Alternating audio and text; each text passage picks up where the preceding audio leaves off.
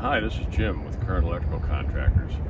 We're here at the home of a very good customer of ours in the northern suburbs to talk about generators. I believe this is the largest generator we've installed to date, and it runs most of that house if the power goes out. Let's take a look at the generator. Here it is.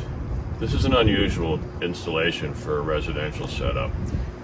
This generator will produce 400 amps of power and take care of the wine cellar, the entire heating and ventilating system, all the refrigerators, the master suite.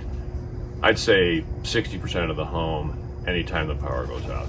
There's a transfer switch inside the house that senses when the power from Commonwealth Edison turns off. When that happens, this generator fires up within 3 to 5 seconds, and they're on emergency power for as long as the Commonwealth Edison power is out. Okay, here we are at the coach house. A little smaller unit, which would be more normal for a residential installation, and it handles everything they need. Same setup here. Automatic transfer switch, senses that the power's gone out, kicks this generator on, and there's really no interruption to your daily life in the coach house. If you're interested in a generator, we'd be happy to give you a quote. And keep in mind, generators require regular maintenance. Thank you.